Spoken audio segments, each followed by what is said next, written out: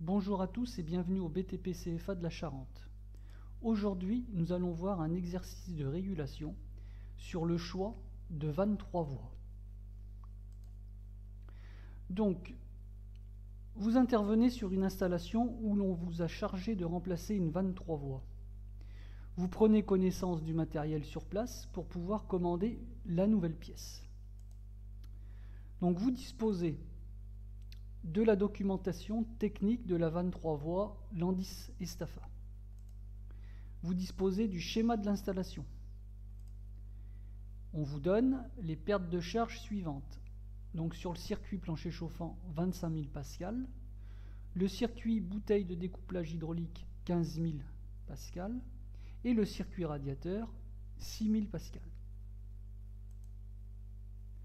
On vous donne également la puissance du plancher chauffant, 34,9 kW, son régime d'eau, 35 degrés, 45 degrés, donc 35 pour le retour, 45 pour le départ.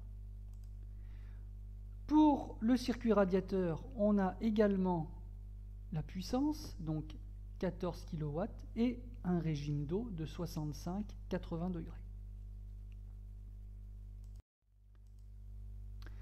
Donc, on va nous demander quoi? Dans un premier temps, donc, de placer sur le schéma le sens de circulation du fluide par des petites flèches. Ensuite, de calculer le débit passant dans le plancher chauffant. Puis, calculer le coefficient KV de la vanne numéro 1. C'est la vanne du circuit plancher chauffant.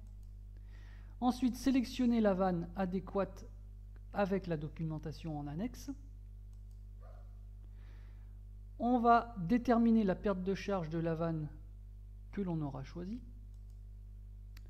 On va vérifier son autorité, donner le type de montage de la vanne 3 voies, numéro 1, calculer le débit passant dans le circuit radiateur, ensuite, calculer le coefficient de la vanne 2, donc du circuit radiateur, sélectionner la vanne adéquate avec la documentation, déterminer la perte de charge de la vanne du circuit radiateur, vérifier son autorité, donner le type de montage de la vanne 3 voies numéro 2, c'est-à-dire le circuit plancher chauffant.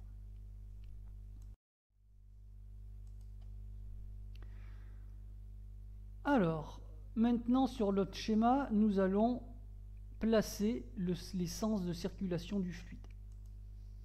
Alors voici donc notre schéma.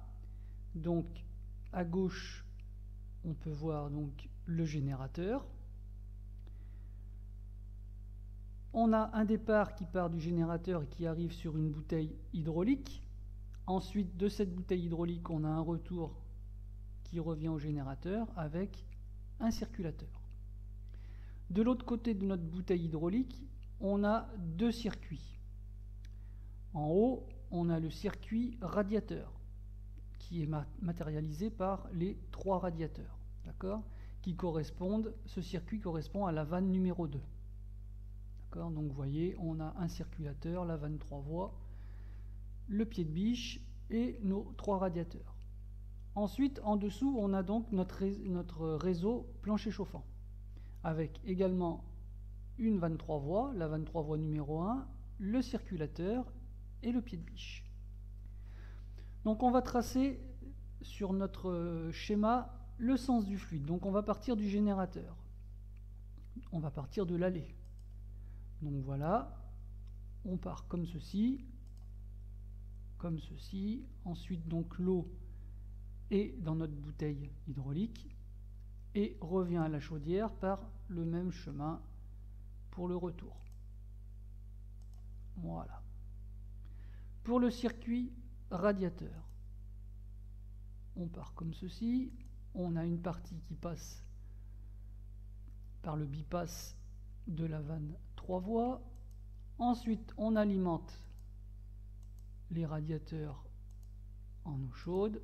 Et ensuite, on a les différents retours qui reviennent vers la bouteille hydraulique en passant par notre vanne 3 voies. Voilà. Pour notre circuit plancher chauffant, c'est sensiblement la même chose. Donc on part comme ceci, on passe dans la vanne 3 voies, puis dans le circulateur, on alimente ensuite le plancher chauffant et on revient vers notre bouteille hydraulique. Et sans oublier une petite partie, selon l'ouverture de la vanne, qui repasse par la vanne mélangeuse. Voilà. Ensuite, nous allons calculer le débit passant dans le plancher chauffant.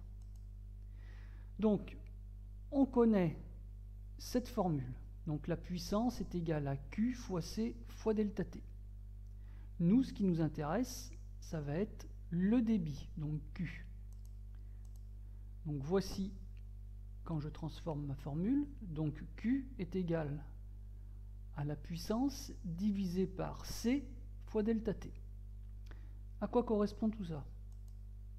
Alors, P, ça va être notre puissance en kilowatts.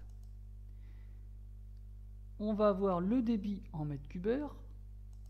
C, c'est la chaleur massique en kilowattheure par mètre cube et degrés Celsius. Donc la chaleur massique, c'est la quantité de chaleur qu'il faut fournir à 1 litre d'eau pour élever sa température de 1 degré. Et ensuite le delta T en degrés Celsius.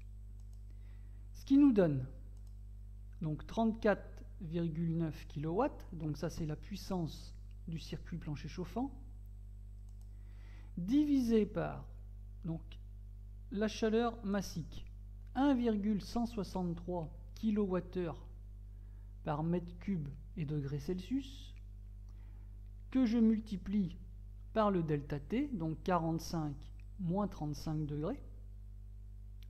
Ensuite, je vais éliminer les unités que je retrouve plusieurs fois dans cette formule. Donc en commençant par les kilowatts, je l'ai en haut, je le retrouve en bas. Ensuite, qu'est-ce que je retrouve? Les degrés Celsius, ici et ici. Et qu'est-ce qui me reste donc comme unité pour mon débit? Il me reste des mètres cubes par heure. Donc lorsque je fais le calcul, attention quand vous utilisez la calculatrice, pas vous tromper, je vais tomber donc sur un débit de 3, grosso modo, 3 mètres cubes par heure. Voilà. Et je retrouve donc bien mes unités. Ensuite, il me faut calculer le coefficient KV de la vanne numéro 1. Donc, un petit rappel. Le KV d'une vanne est le débit en mètres cubeurs qui occasionnerait dans la vanne grande ouverte une perte de charge de 1 bar. Je vous fais le petit schéma. Voilà, donc on a notre vanne avec un delta P de 1 bar, une différence de pression de 1 bar entre l'entrée et la sortie. Donc le KV, c'est donc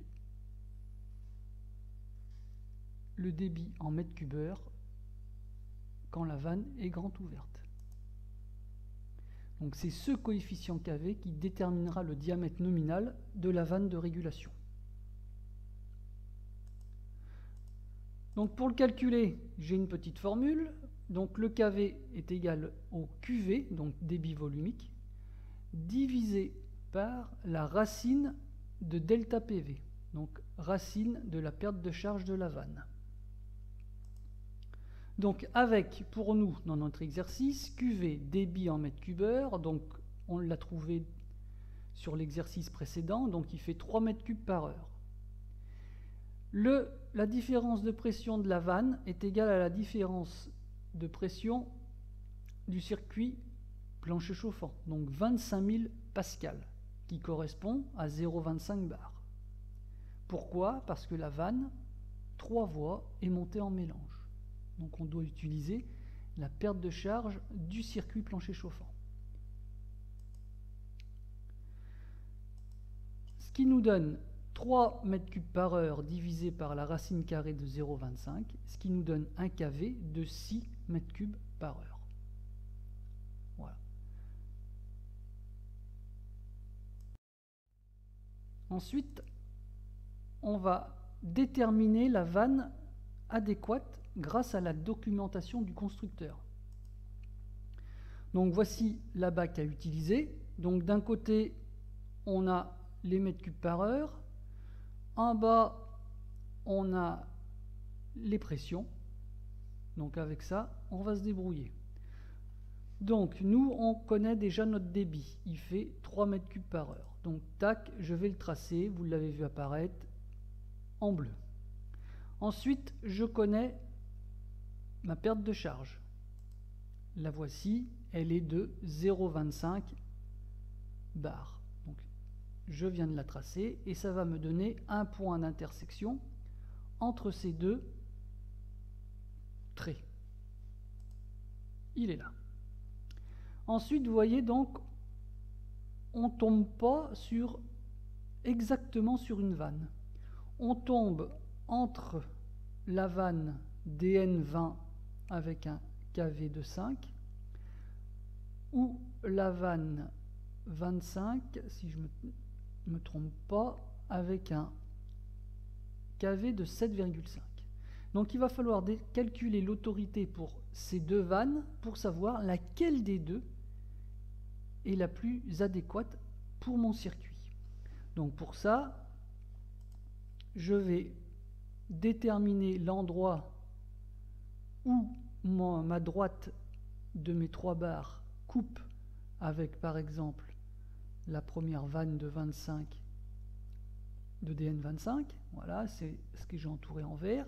Et je trace à revenir vers le bas, comme ceci, ce qui me donne une perte de charge de la vanne de 17 000 PA ou 0,17 bar. Je fais également la même chose pour la droite qui représente la droite de DN 2520. Je recherche où cela croise, voilà, je l'ai entouré en jaune, et je reviens vers le bas avec un trait, comme ceci, ce qui me donne une perte de charge de 35 000 PA, Pascal, ou 0,35 bar. Alors, je vais faire un petit zoom pour que vous y voyez un peu plus clair. Donc voici un peu plus gros mon schéma. Donc je trace mes 3 barres. Je trace également mes 0,25, c'est pas 3 barres, pardon, c'est mètres cubes par heure. Je trace mes 0,25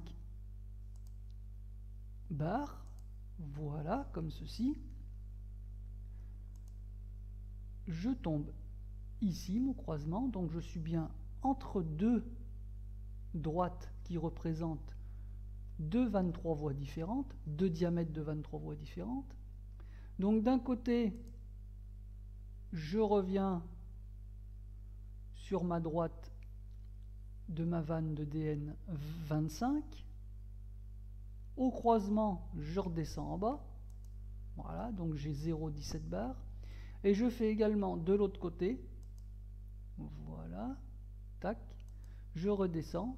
Et là, cela représente ma vanne de DN 2520 pour une perte de charge de 0,35. Donc à partir du moment où on l'a tracé dans cette abac et que l'on a trouvé les différentes pertes de charge des deux vannes, on va pouvoir calculer l'autorité de chacune des vannes.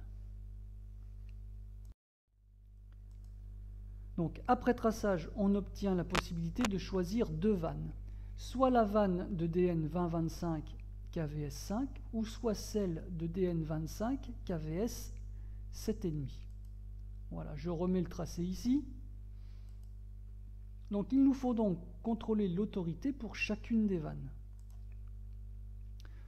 Donc voici la petite formule pour calculer l'autorité. Donc c'est delta PV divisé par delta PV plus delta PC. Donc delta PV représente la perte de charge de la vanne que l'on veut sélectionner et delta PC représente la perte de charge du circuit considéré. Donc là, dans notre cas, c'est la perte de charge du circuit plancher chauffant.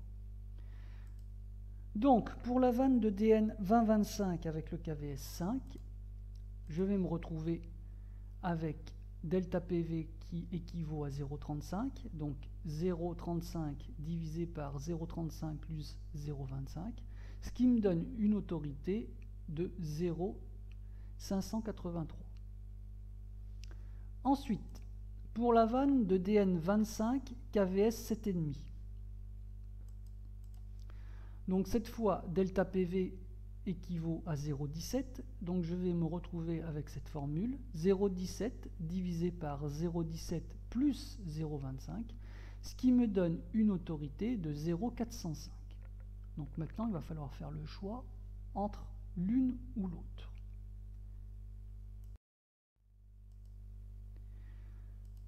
Alors, là, j'ai le tableau constructeur avec les différentes vannes, avec les différents modèles, les différents diamètres et les références.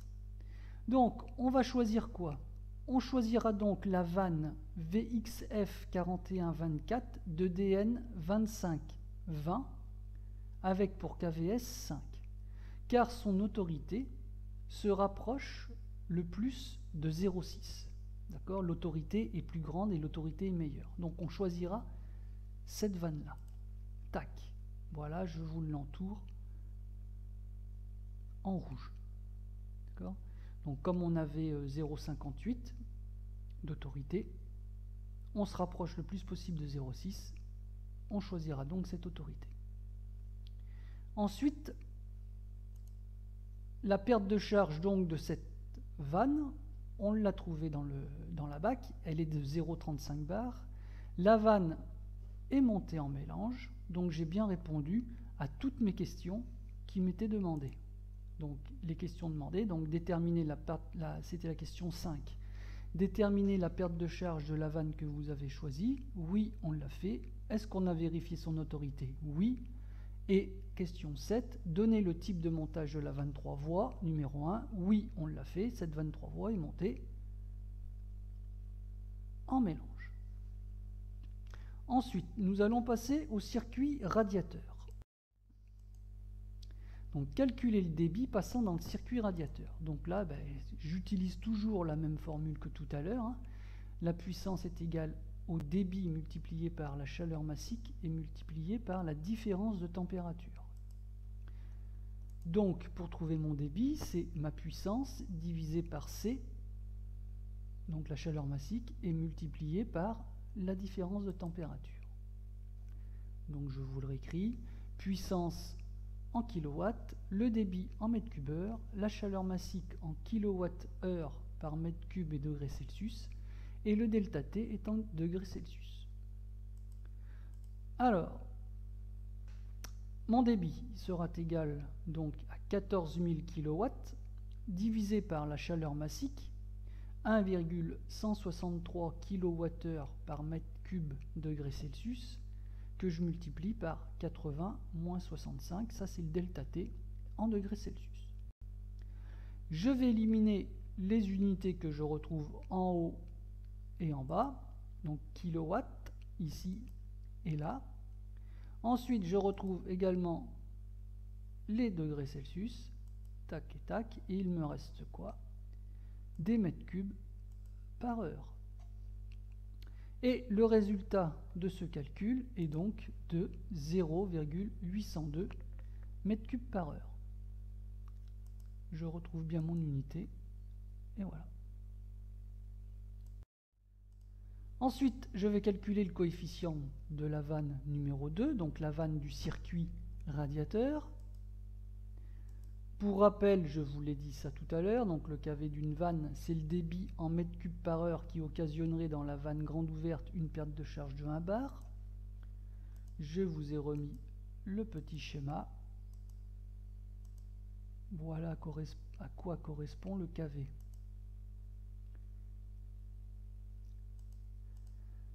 Donc, la formule kV est égale au débit volumique divisé par la racine carrée de delta PV, avec QV est égal à débit en mètres cubes, c'est ce que je viens de calculer sur la page avant, donc 0,802 mètres cubes par heure. Le delta PV est égal au delta PC, donc c'est-à-dire au circuit radiateur, donc 6000 pascal, donc 0,06 bar, car la vanne 3 voies, cette fois-ci, est montée en décharge inversée.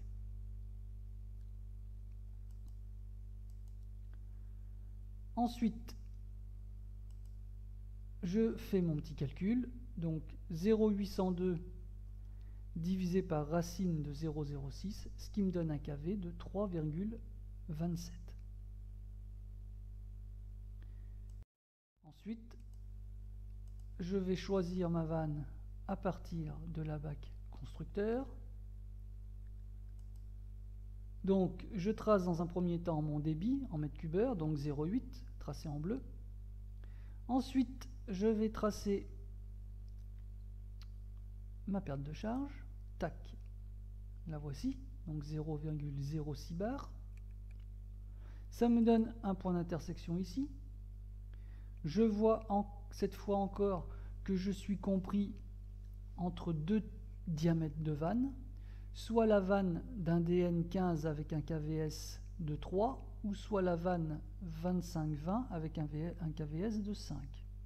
Donc il va falloir que je calcule l'autorité de ces deux vannes pour pouvoir ensuite choisir laquelle correspond le mieux. Alors je reviens déjà sur ma droite de DN 20-25, je redescends et ça me donne une perte de charge pour cette vanne de 0,027.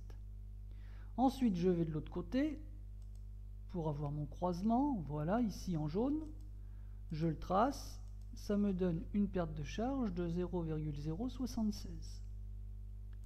Je vous fais un petit zoom de tout ça, voilà, donc je trace mon débit de 0,8 m3 par heure. Je trace la perte de charge du circuit, ça me donne un point d'intersection qui se retrouve entre deux types de vannes, le voici. Je vais revenir ici d'un côté sur ma vanne de 15, de DN15, voilà, ça me donne un point d'intersection, je le trace, ça me donne une perte de charge de 0,076 bar. Sur l'autre droite, de l'autre côté, voilà, je trace l'intersection, ça me donne ce point-là, et j'ai donc une perte de charge pour cette vanne de 0,027 bar. Ensuite, grâce à ça, je vais pouvoir calculer l'autorité. Donc, on obtient la possibilité de choisir deux vannes, soit la vanne de DN 20-25 KVS5 ou soit celle de DN 15 KVS3. Voilà, je vous ai remis le tracé. On va contrôler l'autorité pour chacune des vannes. Donc A est égal à delta PV plus delta PV plus delta PC. Donc pour la 20-25 KVS5, ça me donne une autorité de 0,310. Et pour la DN 15 KVS3, cela me donne une autorité de 0,559. Donc avec l'exercice qu'on a fait précédemment, vous pouvez déjà deviner laquelle que l'on va choisir. Donc sélectionnez la vanne adéquate dans la documentation du constructeur, donc la voici. Donc on va choisir la vanne VXF 4115 de diamètre nominal 15 avec un KVS de 3, car son autorité se rapproche le plus de 0,6. On avait 0,55 de mémoire. Voilà, je vous l'entoure en rouge, c'est celle-ci. Donc la perte de charge de cette vanne est de 0,076 bar et elle est donc montée en décharge inversée. Donc il nous fallait déterminer la perte de charge de la vanne, c'était la question 11. Oui, on l'a fait. On a aussi vérifié l'autorité et on a donné le type de montage de la vanne 3 voies numéro 2. Voilà, donc on a tout fait. Voilà, notre exercice est maintenant terminé. Je vous dis à bientôt dans une prochaine vidéo.